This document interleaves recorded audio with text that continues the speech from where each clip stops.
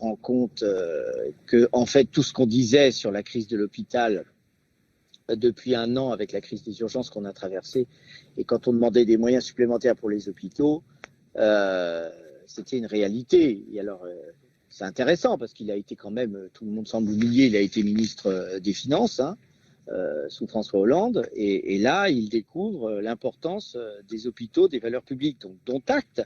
Maintenant, à aucun moment, c'est des grandes incantations, à aucun moment il a dit on va renégocier les budgets sur les hôpitaux et voir comment on fait. À aucun moment. C'est ça qui est assez. Vous attendez des annonces concrètes. C'est peut-être pas le moment en même temps, Patrick Pelloux. Non, mais c'est. Alors, attends, parce qu'on nous a déjà fait le coup. Je voudrais juste te dire par rapport au début de son intervention, quand il dit c'est la plus grande crise sanitaire depuis un siècle. Non, non, là, excusez-moi, là, avec tout le respect que je dois au chef de l'État, il y a eu la grippe espagnole après la Première Guerre mondiale. Après, vous prenez les scandales de santé publique qu'il y a eu en France. L'amiante a quand même tué largement. Le scandale du tabac, c'est vraiment un problème encore d'actualité. Vous prenez la canicule de 2003 qui a quand même tué 20 000 personnes, 90 000 en Europe.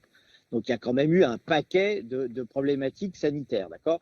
Là, évidemment, pourquoi il bouge? Il faut quand même un moment le dire. Pourquoi il bouge? Parce qu'il y a une crise financière derrière. Il n'y aurait pas de crise financière, les bourses n'auraient pas bougé, tout ce petit monde n'aurait pas bougé et l'entre-soi aurait continué. Vous comprenez? Là, ce qui les gêne, et ce que je comprends, c'est que vous avez des pays entiers qui s'arrêtent. Donc d'un coup, évidemment, là, il bouge. Mais tant mieux, hein, tant mieux. Il faut prendre cette opportunité pour dire gardons nos valeurs communes, gardons la sécurité sociale, redonnons des moyens aux hôpitaux publics.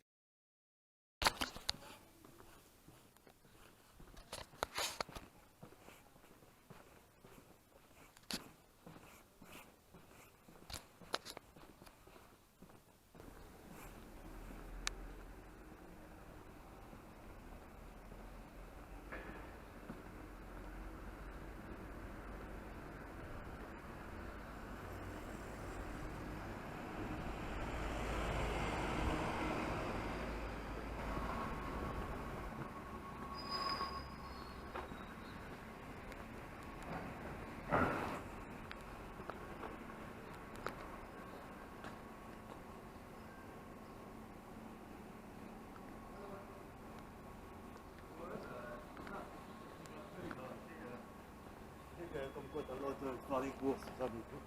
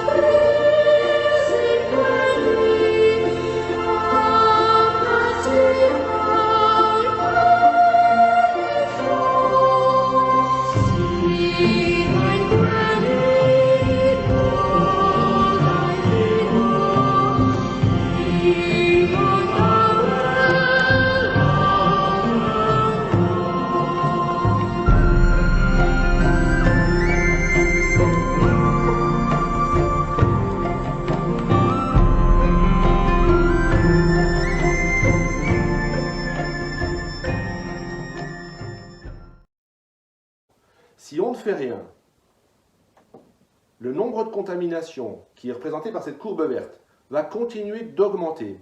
Elle va toucher 1, 5 millions, 10 millions, 20, 30 millions de personnes en France si on ne fait rien.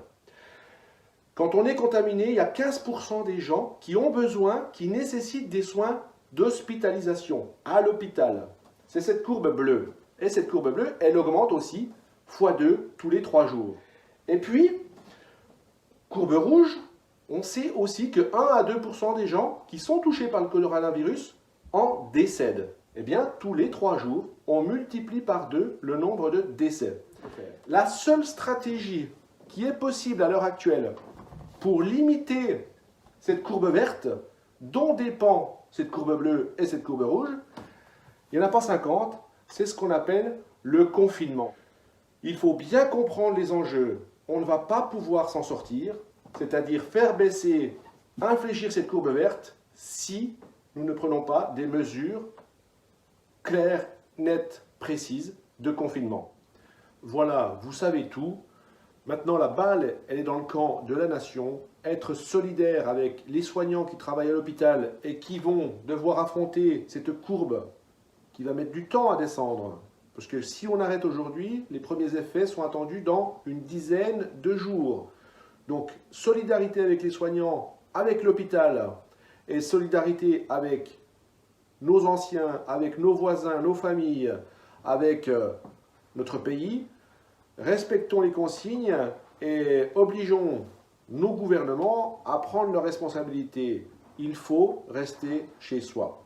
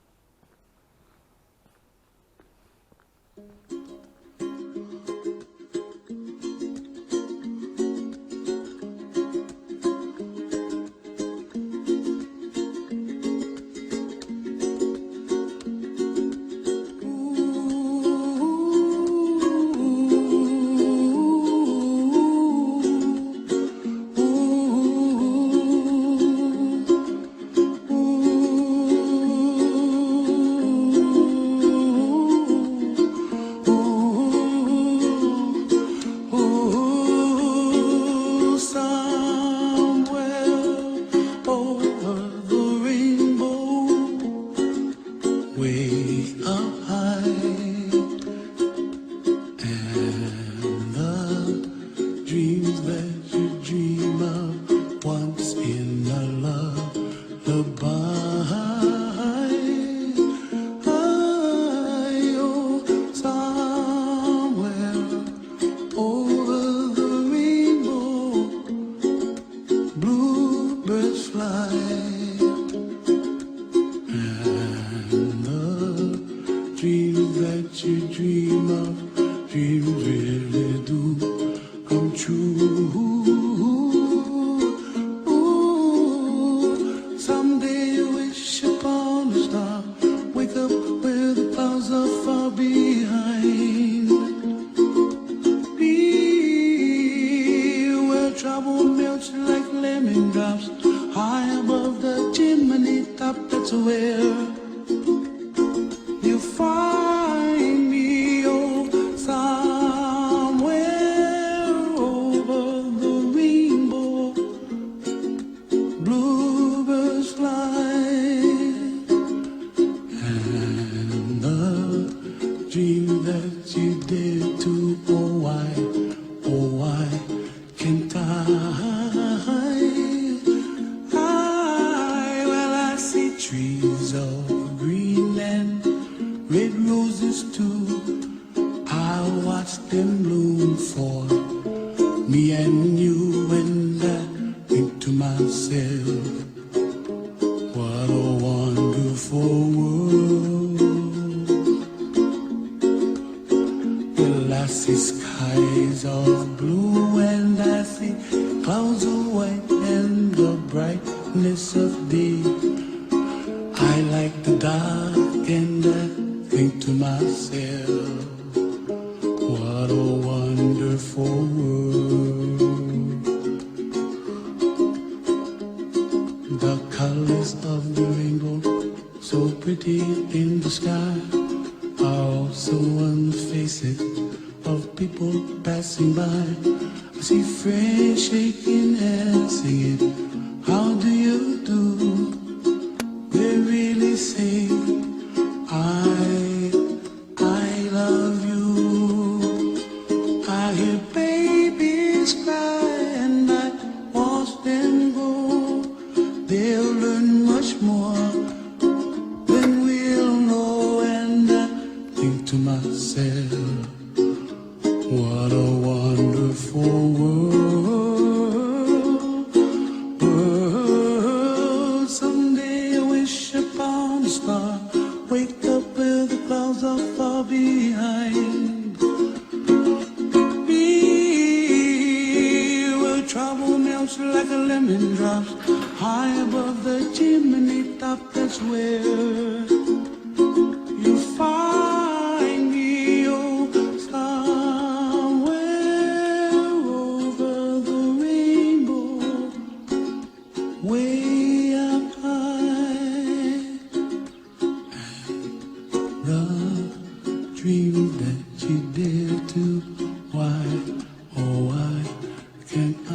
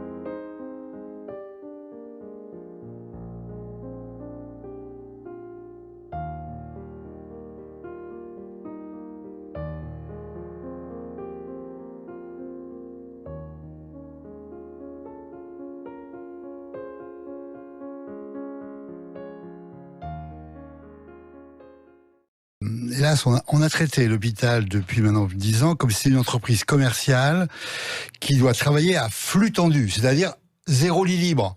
Et comment on fait avec les urgences quand il n'y a pas de lit libre ? Alors on met les gens sur des brancards, ce qu'on a connu avant, et s'il y a une épidémie, c'est catastrophe. On est déjà passé bord d'une catastrophe en novembre pour la bronchiolite. Ouais. Hein, on ne pouvait pas hospitaliser les enfants en Ile-de-France, on les envoyait à 200 km en réanimation, etc. Bon, donc cette alerte, elle existe. Or, la ministre Agnès Buzyn, avant de quitter son ministère, elle avait fait voter un budget de l'hôpital qui demandait encore 800 millions d'économies à l'hôpital. Donc il y a une espèce d'aveuglement qui a été maintenu. Alors là, évidemment, cette épidémie fait tout exploser. Ouais. Si on ne peut pas payer les pompiers seulement quand il y a le feu, faut être prêt. Ah ouais. Bon, ben, l'hôpital, il a pas été préparé. Alors en urgence, on va faire face. Tout dépendra de ce qu'a dit tout à l'heure un collègue, de l'importance de l'épidémie. S'il y a 1 million de personnes touchées, il y a 5% qui ont besoin de réanimation, ça fait 50 000, on ne peut pas faire face. Ouais. Et là, le tri, il sera là, pas un tri médical. Il sera, on prend la personne plus jeune par rapport à la personne plus âgée. Et là, la crise sanitaire peut transformer en crise politique. C'est ce que vous dites. Donc, voilà, ça fait 10 ans qu'on a une idée que l'hôpital, c'est une entreprise commerciale comme une autre.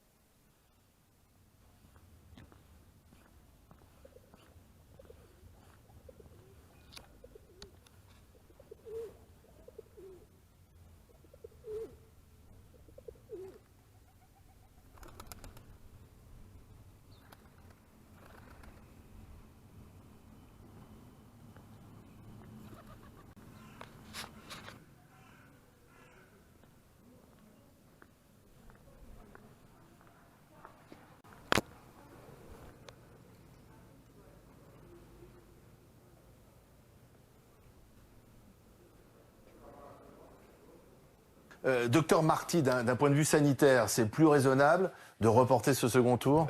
À l'évidence, c'était pas raisonnable déjà de faire un premier tour. Je veux dire, on peut pas à la fois dire on ferme les écoles, on commence une espèce de lockdown qui ne dit pas son nom, et dire le même jour, allez voter demain. Oui, attendez, le conseil scientifique avait dit à Emmanuel Macron, il n'y a pas de problème pour dimanche. De quel conseil scientifique on parle? C'est-à-dire on poursuit l'événement depuis le début dans cette histoire. On a un temps de retard depuis le début. On a en gros, 15 jours de retard. Et ces 15 jours, on ne les rattrapera pas. Et nos confrères qui sont à Strasbourg, qui sont dans l'Est, qui sont à Mulhouse, aujourd'hui, vivent une situation extrêmement difficile. Et quand je dis extrêmement difficile, je veux dire par là qu'ils donnent tout. Et toute la question, c'est de se demander combien de temps on peut durer quand on donne tout. Actuellement, on est totalement démunis, il faut quand même le dire. Il faut qu'il y en ait un qui se lève et qui le dise. On n'a pas de masque, on n'a pas de moyens de protection. On n'a rien, on veut même pas tester les soignants libéraux. Quand un soignant libéral qui a les symptômes de la maladie demande d'être testé, l'ARS le refuse. Mais à quoi ils jouent ces gens? Ils nous donnent pas de masque, ils veulent même pas qu'on soit testé. Ils veulent quoi? Ils veulent qu'un médecin contamine ses patients, c'est ça qu'ils veulent vraiment? Est-ce qu'ils imaginent que le rôle d'un médecin c'est de contaminer des patients? Le rôle d'un médecin c'est de soigner des patients. Actuellement, vous savez ce qu'on fait? On fait comme le sous-officier de la coloniale, on se démerde.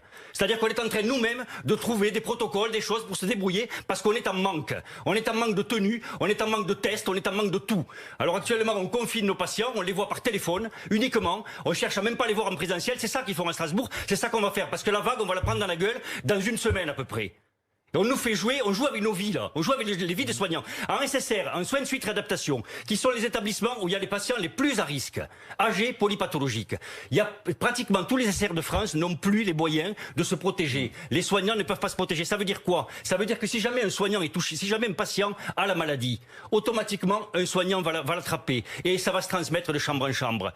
Ça va être véritablement une hécatombe de personnes âgées. Est-ce que c'est ça qu'on veut? Où sont les masques? Il y a un mois, je dénonçais ça aux grandes gueules. Un mois plus tard, 30 jours plus tard, on a le même problème. Donc les municipales, pour vous, c'est bien secondaire, on l'a bien compris.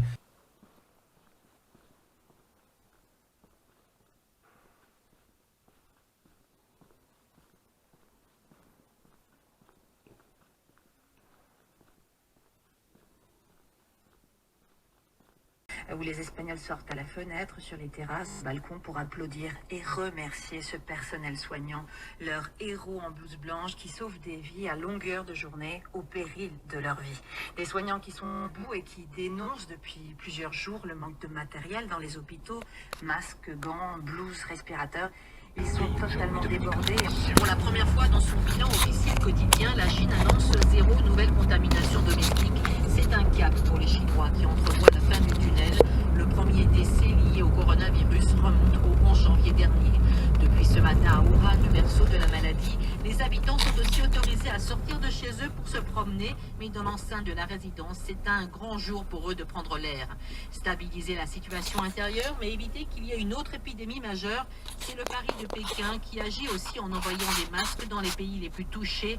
1 million de masques ont été donnés à la France. Il ne s'agit pas d'un achat, mais d'un don. La France avait envoyé 17 tonnes de matériel médical dans le Roubaix pendant l'épidémie. Les besoins en masques restent importants en Chine, avec 500 millions de masques utilisés chaque jour, alors que la Chine en produit 125 millions par jour. Mais la Chine augmente sa capacité de production chaque semaine. Pékin, Dominique André, France Info. Aux États-Unis, cette fois, on compte plus de 10 000 cas et 150 morts. Désormais, le pays approuve le recours à la chloroquine. La molécule est utilisée habituellement contre le paludisme. Elle pourrait désormais l'être contre le coronavirus. Devant la presse ce soir, Donald Trump indique qu'elle a montré des résultats préliminaires très encourageants. Mais les autorités sanitaires relativisent. François Lepage, on entendait avec vous, François, l'appel lancé par la maire de Paris, le préfet de police, à respecter davantage les mesures de confinement dans la capitale. C'est vrai, un peu partout en France, le confinement n'est pas assez respecté. Les autorités ont donc décidé de durcir le ton, de prendre de nouvelles mesures pour que ce confinement soit respecté et par exemple d'interdire totalement l'accès aux plages. C'est vrai sur l'ensemble du littoral ou presque. Désormais, en Corse, en Bretagne, surtout le littoral de la Méditerranée, et donc par exemple à Marseille et dans les Bouches-du-Rhône, dont Emmanuel... Personne ne les a vus. Moi, je souhaiterais que vous me montriez où ils sont. Il y a une urgence qui est à nos portes. Il faut pouvoir recruter des personnels tout de suite. Le républicain Eric Woerth craint d'ailleurs qu'il n'y ait encore beaucoup d'optimisme dans les prévisions. Ce projet rectificatif n'est qu'une...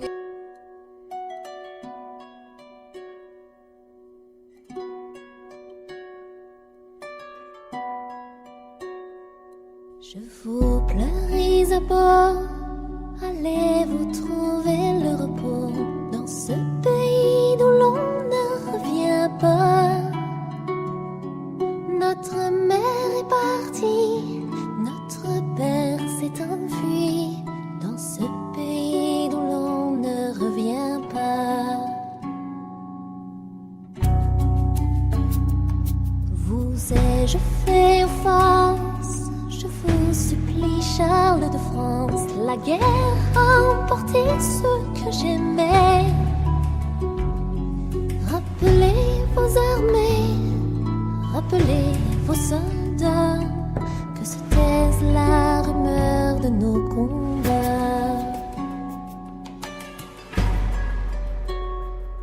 Si triste est le destin des hommes, si triste le tocsin qui sonne, si triste la vie que je mène, sans amour et sans poème.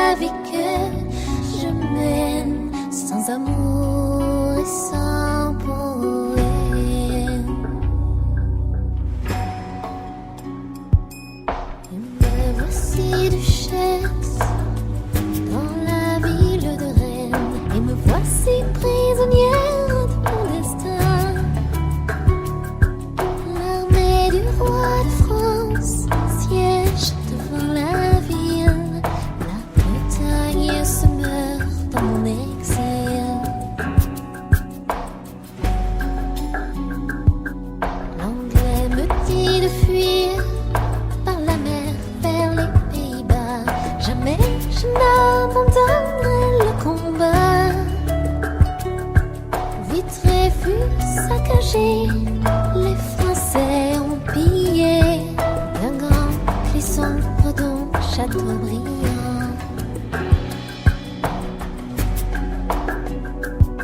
Si triste le destin des hommes, si triste le tocsin qui sonne, si triste la vie que je mène, sans amour et sans poème.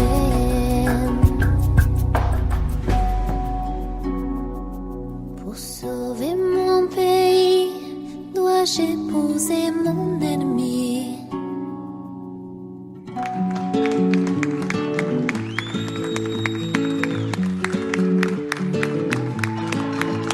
On ne se connaît pas, mais je voulais vous dire merci. Si vous saviez combien vous avez changé ma vie. Ouais, on est là, hein. Yes. Ça fait chaud, Pierre, quand même, hein. Ouais, ça fait du bien. Oui, c'est vous qui m'avez réanimé.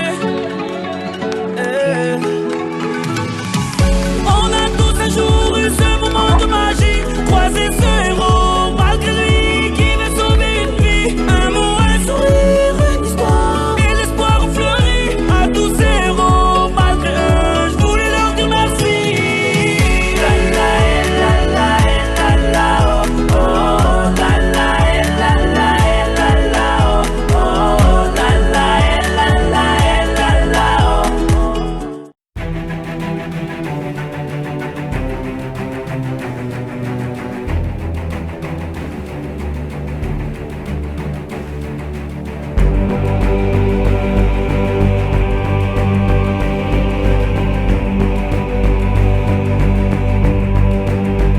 Allons enfants de la patrie, le jour de gloire est arrivé.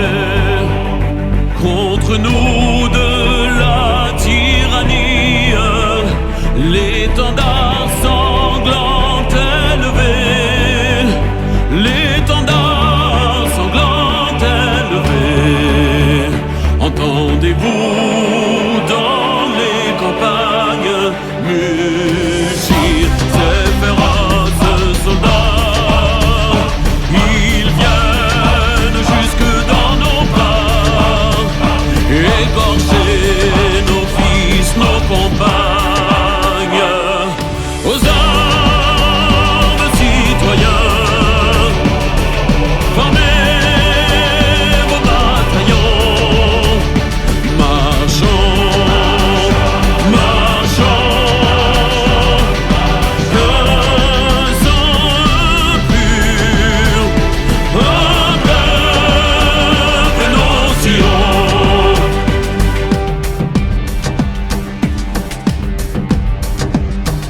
Nous entrerons